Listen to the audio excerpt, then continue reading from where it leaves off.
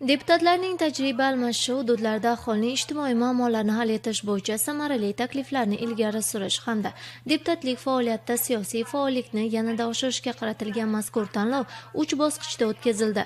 Birinchi sharti deputatlar aholi muammolarini hal etish bo'yicha o'z hududlarida amalga oshirayotgan ishlar haqida batafsil ma'lumotlar berishdi.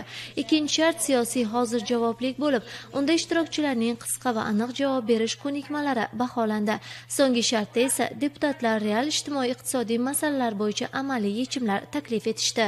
Xalq demokratik partiyasining eng faol deputat ko'rik tanloviga tuman bosqichiga g'olib bo'lib, mana bugun viloyat bosqichiga yetib keldik. Tuman kesimida, o'zimizning mahallamiz kesimida hal qilgan muammolarimiz bo'yicha mana hozir shartlarda qatnashamiz.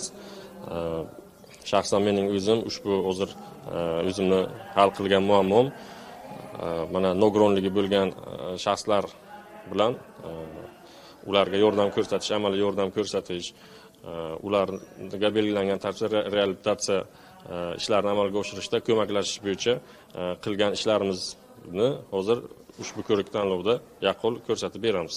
Endi albatta bu kabi ko'rik tanlovlarning ahamiyati juda ham katta, chunki avvalambor deputatni o'z ustida yana bor ishlashiga bu albatta da'vat qiladi, majbur qiladi va shu bilan birgalikda tumandagi shunaqa o'zimiz saylagan saylovchilarning muammolarini ko'tarib chiqib yana bir bor ularni bir ijobiy hal etishda ham bu narsalar yordam beradi.